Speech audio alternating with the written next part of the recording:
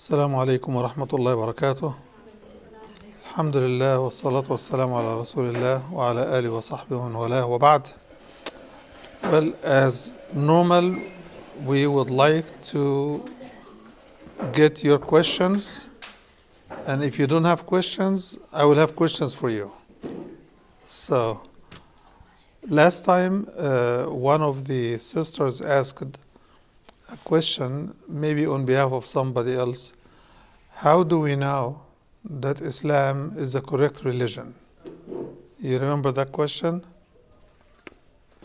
First of all, Assalamu alaikum wa rahmatullah. Islam has always been the religion of all prophets.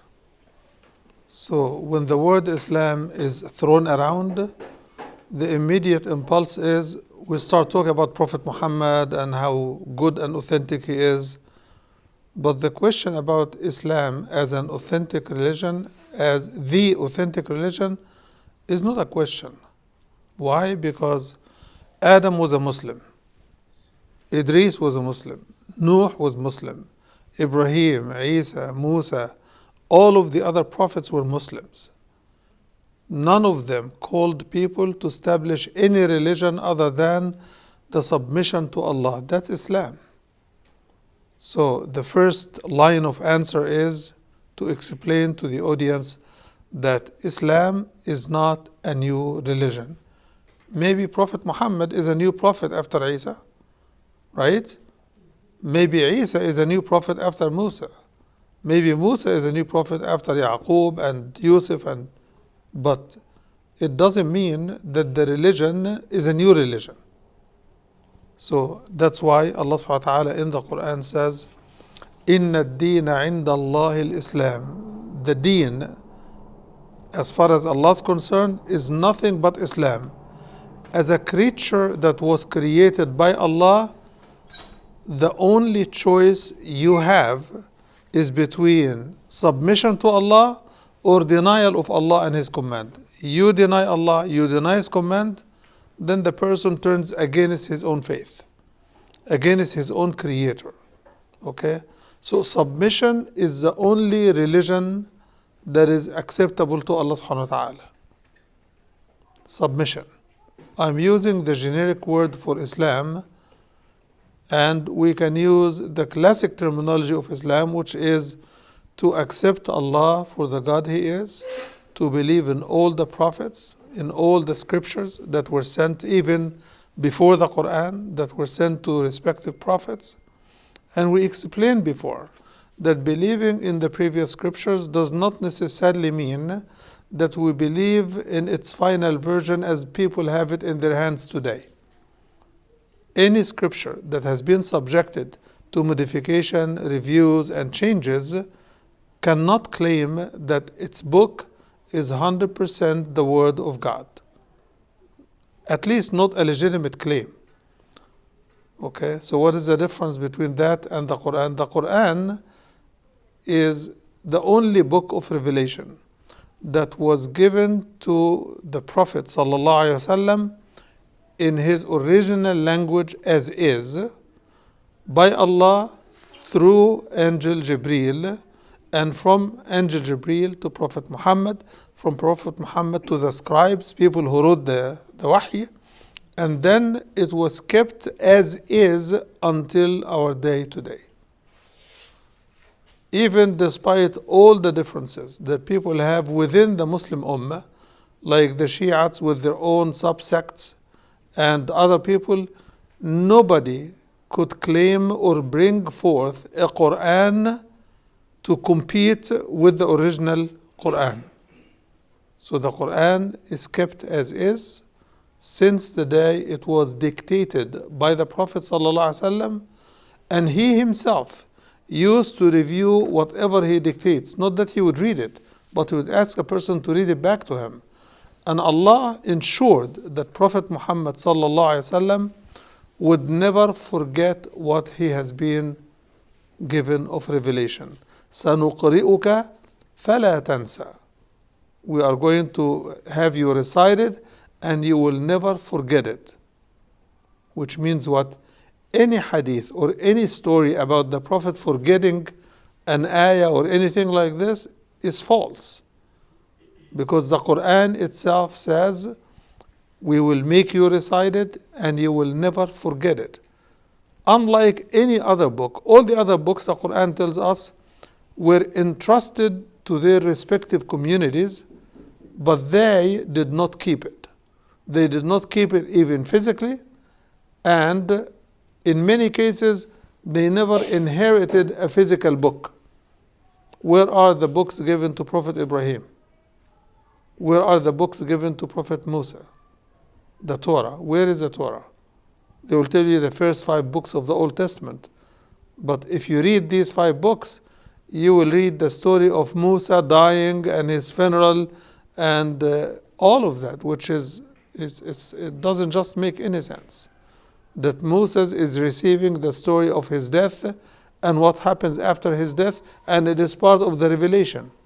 We know the language of the revelation is very specific. Okay? So you read these books that they are taking pride in and say, that's exactly from Allah. Then we ask them another question. Why did you write another book? Why did you add to the first 5 books of Moses?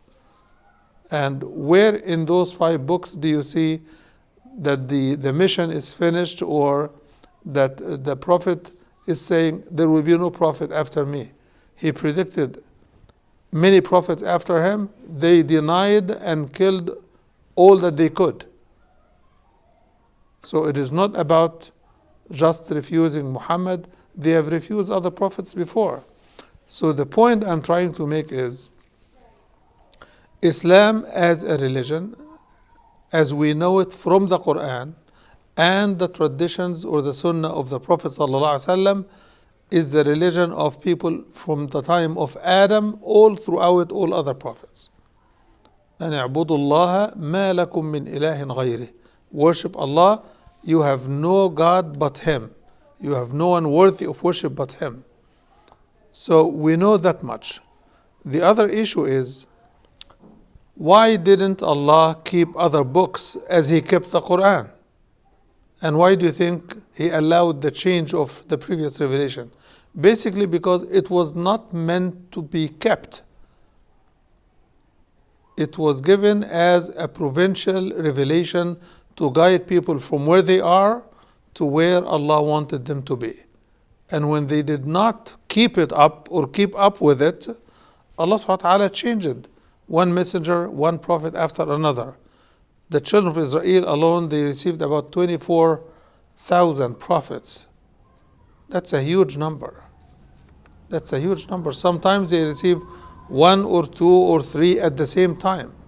Like you see contemporary prophets, Ibrahim and Lut, Moses and Aaron, Jacob, Yaqub and Yusuf, and many other prophets were at the same time.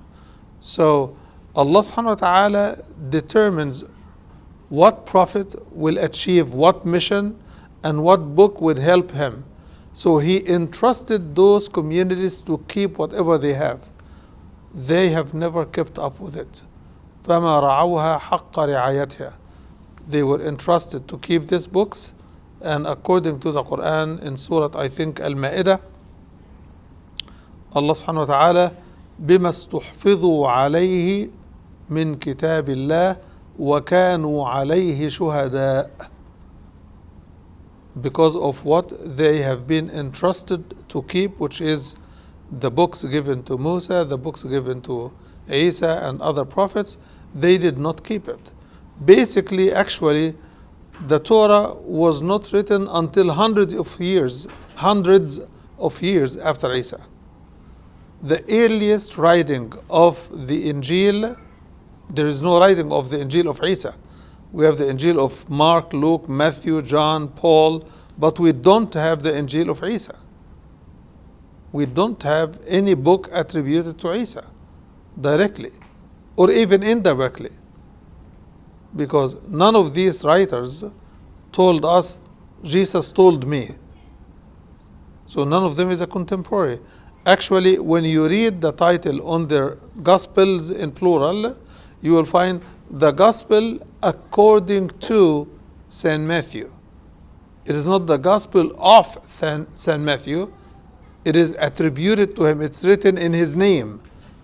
But nobody knows who these people are. So when it comes to the Quran, and I was writing some stuff about this a few days ago, about how do we know, and this was the crux of the question, how do we know that the Quran is from Allah and it is not written by Prophet Muhammad sallallahu alaihi wasallam?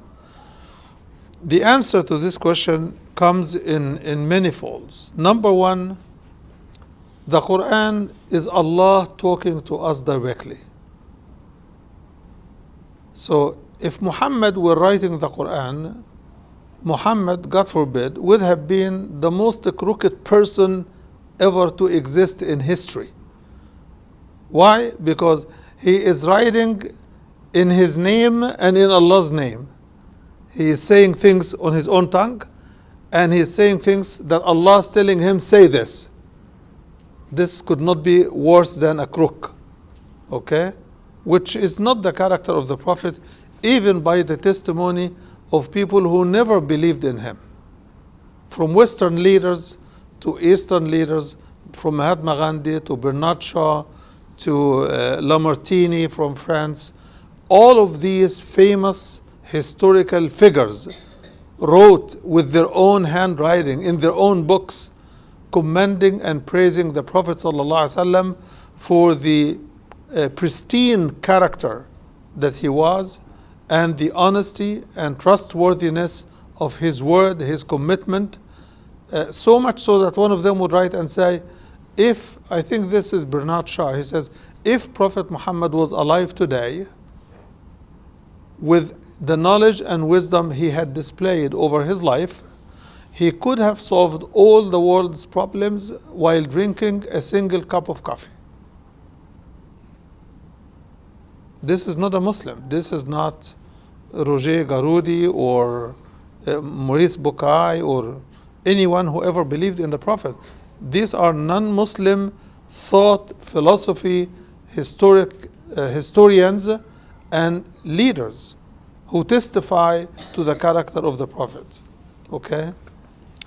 The other issue is Allah subhanahu wa ta'ala gives us a test as to what to use to determine if the book claimed to be from Allah is really from Allah.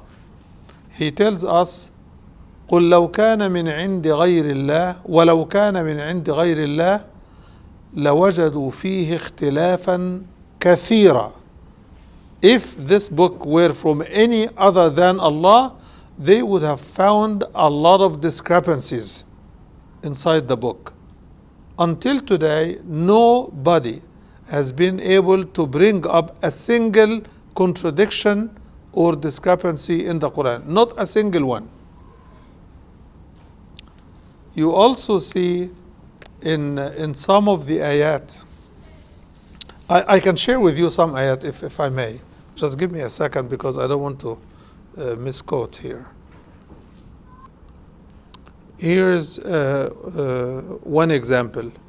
Ayah number 78, 79, and 80 from Surah An-Nisa. I'm going to read it quickly and then we'll explain. So these three ayat come on the heels of another ayah number 77, which says, have you not seen to those who have been told to keep their hands to themselves and to establish prayer and to pay zakah, and when fighting has been forced on them, some of them or a group of them, they showed that they fear people more than their fear of Allah subhanahu wa ta'ala.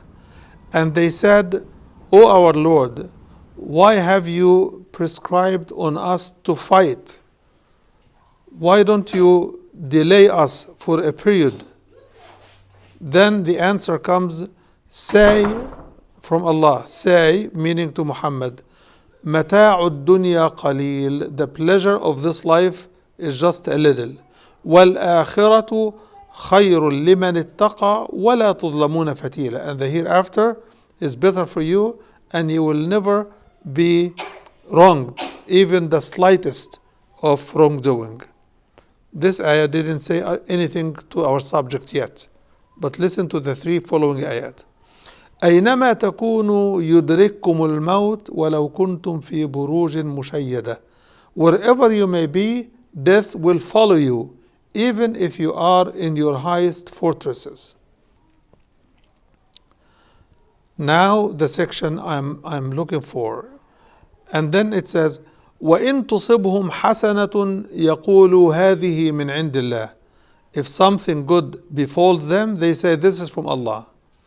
وَإِن تُصِبْهُمْ سَيِّئَةٌ يَقُولُوا هَذِهِ مِنْ عِنْدِكَ. They tell you, Muhammad, this is from your own. Because they always wanted to attribute everything negative to Muhammad. Like they did with other prophets. قالوا تطيرنا بكم. You are a bad omen for us. And Allah says, طائركم معكم.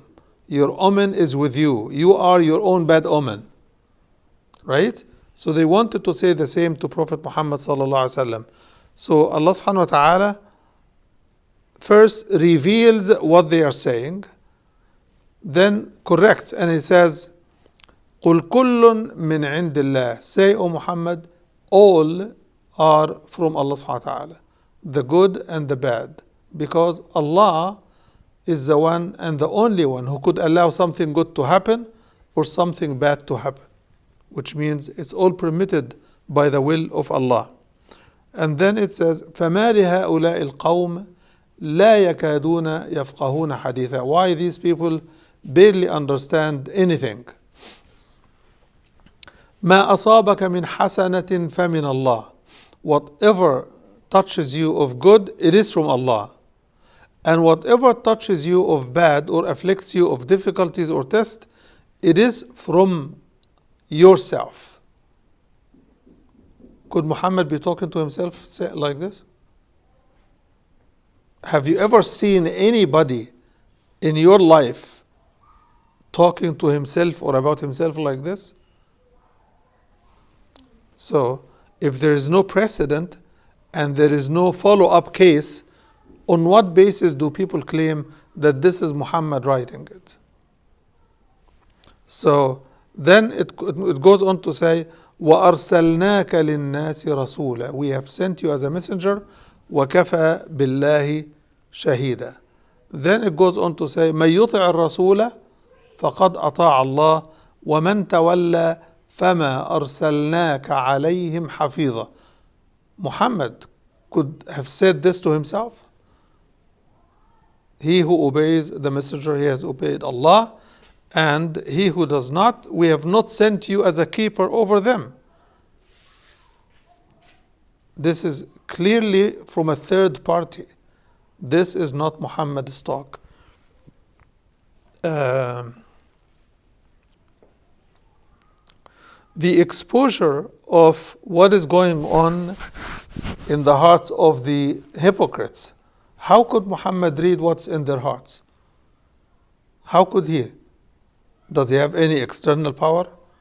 If he is authoring a book and claiming falsely that it is from Allah, this kind of personality shouldn't have any power, right? Especially spiritual power. But how could Muhammad read what is running in their head and what their engagement with the community would mean? In Surah At-Tawbah, Allah subhanahu wa ta'ala says, لو خرجوا فيكم ما زادوكم إلا خبالا ولأوضعوا خلالكم يبغونكم الفتنة وفيكم سماعون لهم. Which means, if they were to join you in the fight, and this is specifically about the fight of Tabuk, they would have broken the morale and the ranks of the believers, and they would have made your ranks weaker. وَلَأَوْضَعُوا خِلَالَكُمْ. What do they want? يَبْغُونَكُمُ الْفِتْنَةِ. How could Muhammad sallallahu alaihi wasallam be that precise in describing what is in the hearts of the believers? Nobody could. The guy next to Prophet Muhammad sallallahu alaihi wasallam, who has this kind of very high spiritual ability, Umar ibn Khattab, right, could not tell who are the munafiq, who are not. He could not tell. And he asked the Prophet, I wish you give us their names so that we can finish them off. So, if Muhammad was writing this, why does he wait for the revelation of Surah Al-Kahf 15 long days and nights until the revelation came? While he was under the gun, the mushrikeen were attacking him. You told us tomorrow. Where is tomorrow? 3 days have gone by. 1 week have gone by. 10 days have gone by. You are a liar. And they were actually about to kill him.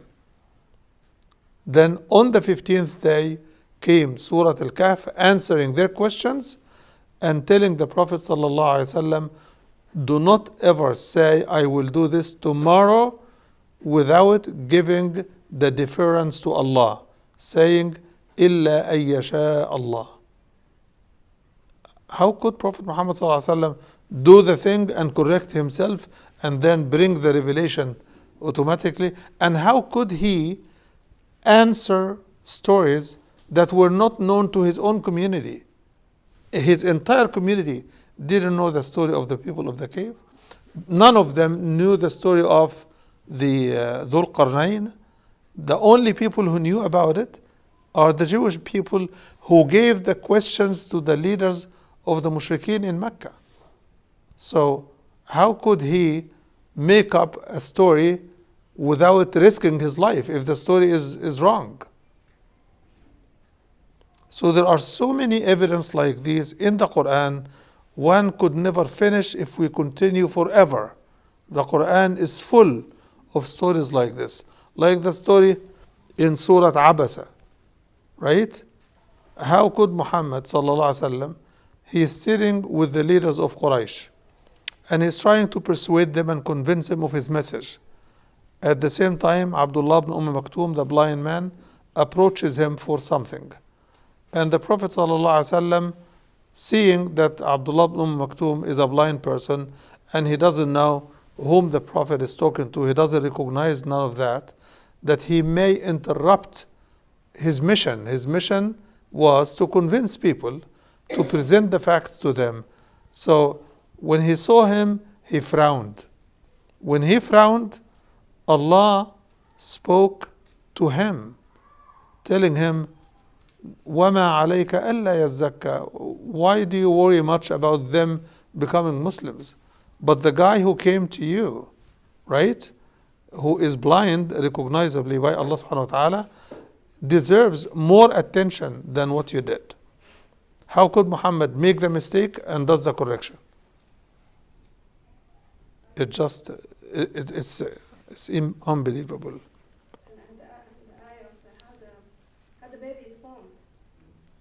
Well, there is a lot of miracles. There's a lot of miracle ayat, scientific miracles, historic miracles, like the prediction that from Mecca, how do you predict that Rome has defeated Persia? You get it from CNN or on Twitter. How do you do this? A place that is 2 months riding your horse north, right? How could he tell the news of the battle before the battle was over? The battle was still going on. And it says, غُلِبَتُ الرُّوم, which means Rome is going to be defeated right now, as we speak. وَهُمْ مِنْ بَعْدِ غَلَبِهِمْ سَيَغْلِبُونَ. And then after they are defeated, they will win, which means the next fight. يَوْمَئِذٍ يَفْرَحُ الْمُؤْمِنُونَ بِنَصْرِ اللَّهِ يَنْصُرُ مَنْ يَشَاءُ. He's saying that on that day, when the Romans win against the fire worshippers of the Majus, that the believers will celebrate. Why should they celebrate? Because these are people of closer kin. They are people of the book. They claim to believe in Isa, they claim to believe in Allah, and they have a book that they refer to as their reference. So the believers would rejoice then. And that is what happened. And he says, في بضع سنين. He's not saying one day they will become victorious. He says في بضع سنين, in few years. And the word few in Arabic means 3, 5, 7, maximum 9. And the Romans won in 7 years. How could he be that precise if he was authoring the book from his own? And if you look at the style is not a style of someone authoring a book. You look, for example, today at Fajr, we just finished the recitation of Surah An-Nisa. In Surah An-Nisa, it starts off with the rights of the orphans, and then the rights of women, and the inheritance between men and women. And then it goes on with certain other rules, and fiqh rules, and rules for fighting and other things. Then at the end of the surah, it catches up with a rule about inheritance. The one ayah before last, it talks about inheritance again. And in the middle, a lot of other subjects. Zawaj al-Maharim, Tahrim Zawaj al-Maharim, to prohibit the marriage of, mothers, daughters, aunts, and aunts on both sides, and sisters, and all of these prohibitions, a very meticulous list, right? And then after that, it gives rules for marriage, who could marry, how do we deal with concubines, and this, and how we should never marry the mothers of our fathers, the mothers or the wives of our fathers. And then at the end of the surah, just 2 ayahs before the end, it's completing the rest of the inheritance rules. If someone is writing the book, right, he will title Rules of Inheritance. Then he gives rules. Rules of marriage, 1, 2, 3. Rules of divorce, 1, 2, 3. No. The Quran is not organized like any human brain would author any book in the world. There is not a single book like the Quran. Do we still need to keep going? Huh? Okay, so any other question?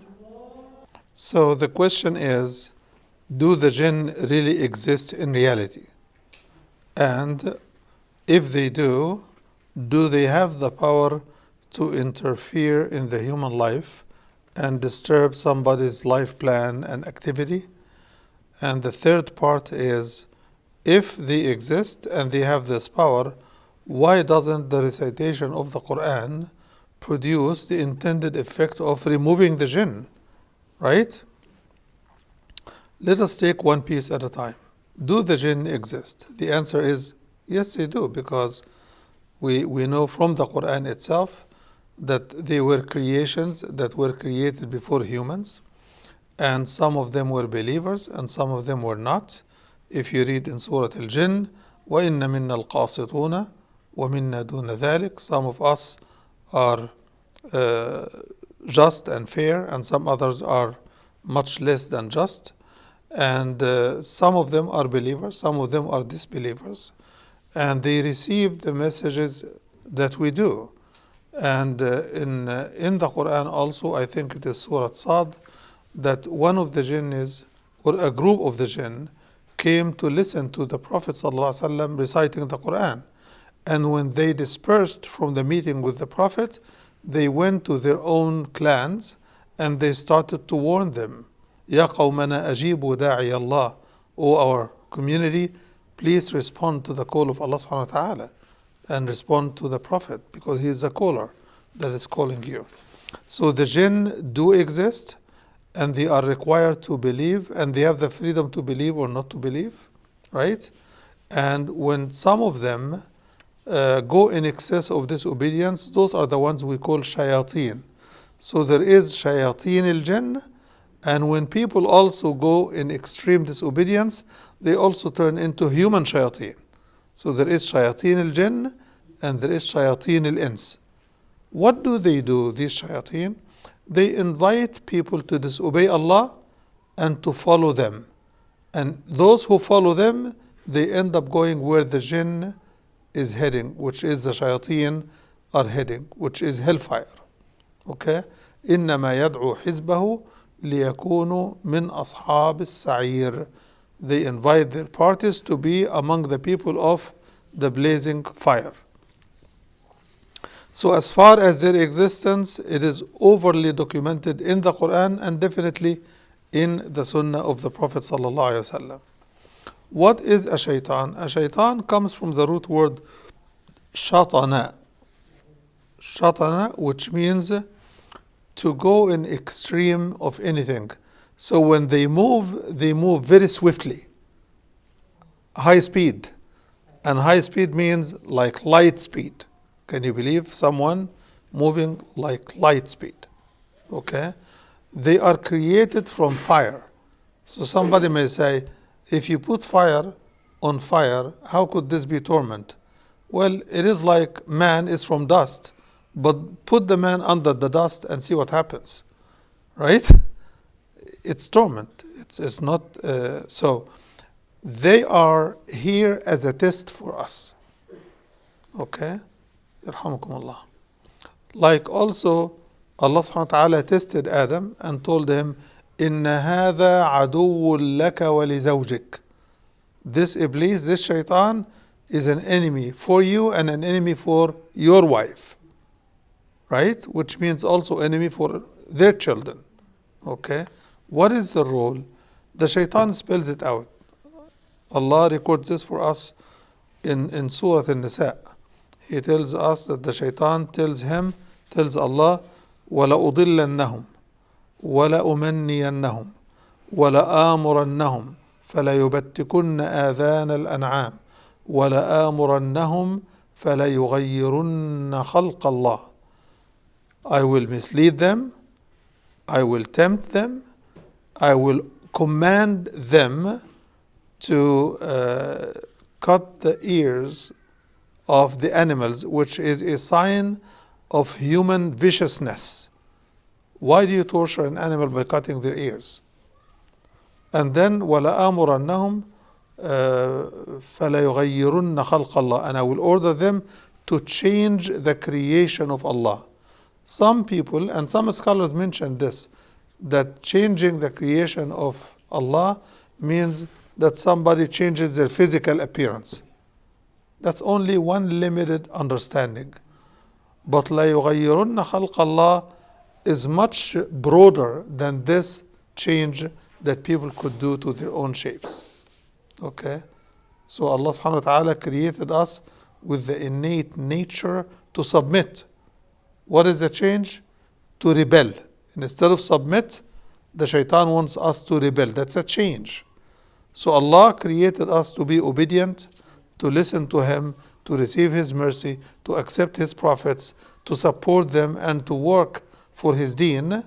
And the shaitan wants us to work for him, not for Allah subhanahu wa ta'ala. So the shaitan defined his mission and asked Allah to give him a respite, to give him a period.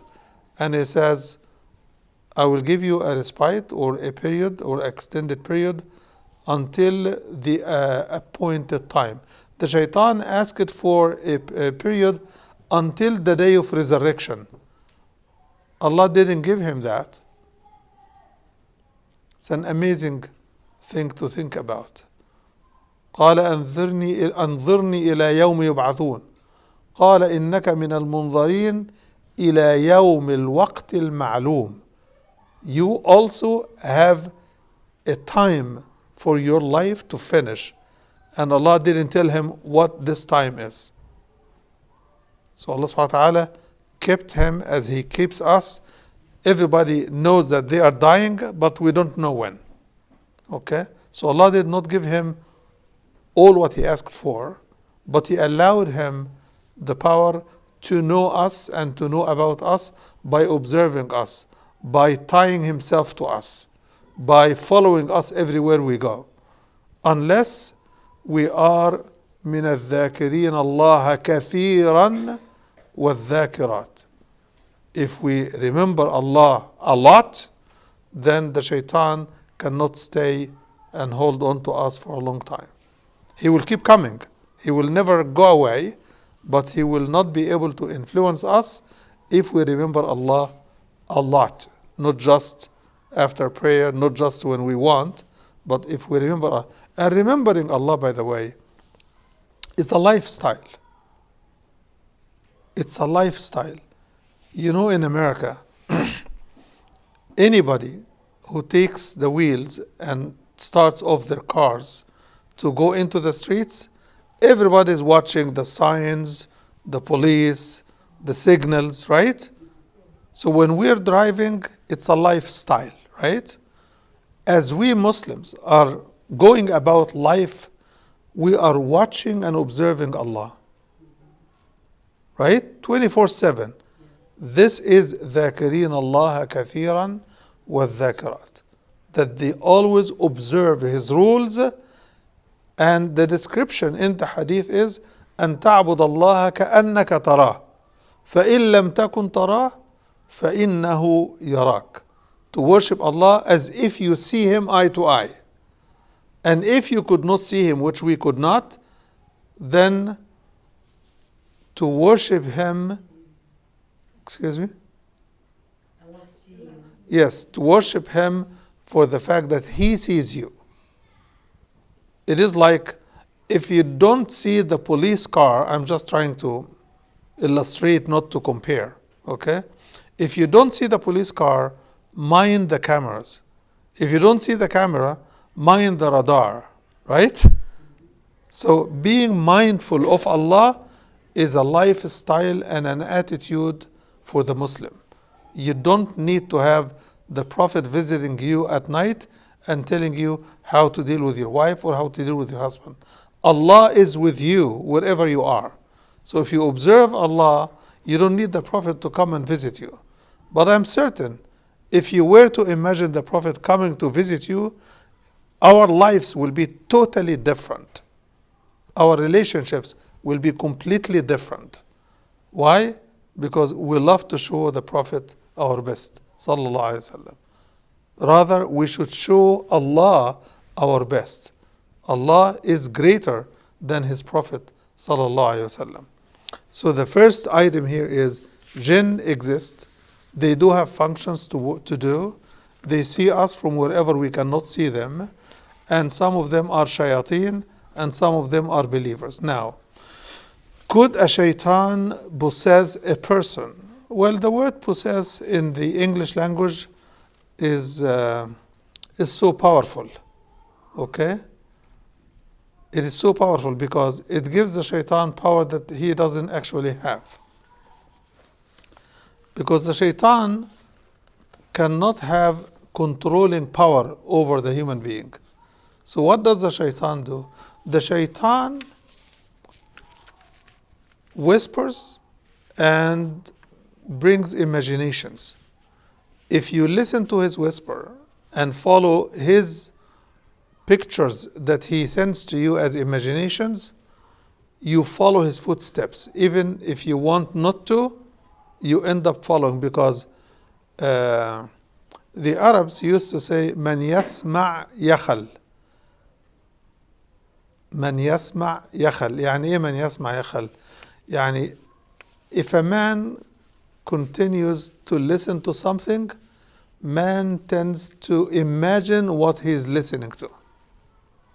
That's why listening to music or kind of like lyrics and stuff that is negative or immoral or unethical, it makes us imagine immoral stuff, right? And then one day we start saying it, and one other day we start acting on it, and one other day we wish things and people to be what we imagine. So we want to then shape life for our own imagination. So what is the power of the shaitan? The power of the shaitan comes in two ways. إِنَّهُ يَرَاكُمْ هُوَ وَقَبِيلُهُ مِنْ حَيْثُ لَا تَرَوْنَهُمْ. He sees you and he understands you, and you do not see him or understand him. That's why Allah told us the lengthy story of how Iblis tempted Adam, so that we learn how he could tempt us. He caught up Adam very happy in paradise, very comfortable in paradise, enjoying himself, having very pleasant time. And Adam definitely never wanted to leave paradise. So how does the shaitan use this information? The shaitan goes to Adam and says, should I tell you about the tree of eternity and a kingdom that will never perish? And he says, what? He says, you eat from that tree, you will never leave paradise. It will be yours forever. Adam wants to be there forever. He and his offspring, right? So in his zeal, he obeyed the shaitan and he forgot Allah's command. That's what happens. So this is one way to tempt you and to make something awful look very good. To make your disobedience of Allah as if it is in your best interest. Right? And he makes your obedience of Allah as against your best interest. So what does the shaitan say? ما نهاكما ربكما عن هذه الشجرة إلا أن تكونا ملكين أو تكونا من الخالدين. Allah subhanahu wa ta'ala did not prohibit you from eating from that tree except that you may turn into angels, both of you, which means you stay here forever, or that you live for eternity. So who doesn't want to live for eternity? From the beginning, Adam, our father, wanted. Why? Because Allah told him, if you live in paradise, there are certain things that you will not have to worry about. فإنك لا تجوع فيها ولا تعرى وأنك لا تظمأ فيها ولا تضحى. 4 promises that Allah told him. You will never be hungry or thirsty in paradise, and you will never be tired or laboring. Everything is ready-made. Who wants to live this kind of paradise? So the shaitan captures him, right? And captures his desire for staying forever and tempts him, and Adam falls for this kind of temptation. So that's one way. The other way is the shaitan may come to a person and keep talking to him. Do you know, if you have gone to a psychiatrist anytime, even with a friend or a relative or anyone, you see the psychiatrist and you talk about schizophrenia, right? They ask him, do you hear voices? Those are voices from the shaitan. Why do people with schizophrenia turn violent at times? Because the shaitan makes them look at their father or mother or brother or sister, but then he makes him or her see their own blood relatives as shaitan. And if you ask them, I'm sorry, I didn't mean that, but you look different. You look different. I was afraid you were going to harm me. The shaitan makes him imagine that you're going to attack him. So what does he do? He attacks you first, unprovoked. You didn't do anything. So does that mean schizophrenia is not actually a disease?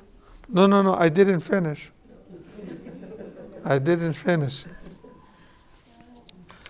So when somebody lives with this kind of disease for some time, it changes the chemical structure of his head. The chemical balance that we all take for granted, which we should never do. We should thank Allah subhanahu wa ta'ala for the sanity we have, the logic Allah gives us, the reasoning we have, right?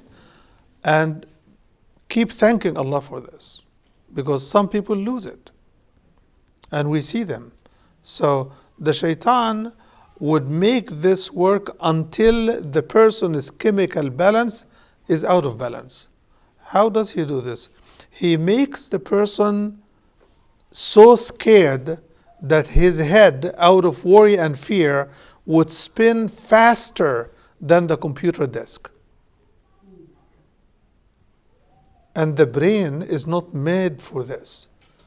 So in this process, chemical balance is lost in the head, and the person is no longer normal. Now, what is the treatment for this? The treatment is a combination of trying to get the shaitan away from that person by reading the Quran, specifically certain ayat that would drive him very far from the person. Now, why doesn't he go far and never come back again? No. Going far doesn't mean that he will never come back again. He will try to come back again until we can bring the person to some level of awareness so that he himself would start reading the Quran and deeply thinking about it and reflecting on it and deeply asking Allah to save him from the shaitan. There used to be a woman at the time of the Prophet ﷺ. Her name was not mentioned in the seerah, but she used to have epilepsy, or what we call today epilepsy, which is sara. Okay, she used to faint and get seizures and stuff like this. And she went to complain to the Prophet ﷺ because she was told this is from the jinn. So the Prophet ﷺ told her, if you want, I can ask Allah to take this away from you. And if you want to hold on to your patience and enter paradise, then I will let you make a choice. Then she said, and what happens if you don't pray for me, for Allah to remove this? He says, you will continue to have seizures. Then she said, I don't mind being patient to be with you in paradise, but I want you to pray to Allah that I do not get exposed when I get the seizures. And Sallallahu Alaihi Wasallam, he prayed for her not to be exposed, and she was not exposed after, but she continued to get the seizure. So whatever test Allah wants to test anybody with, you cannot necessarily escape it, but you can manage in a way to minimize the effect of that test.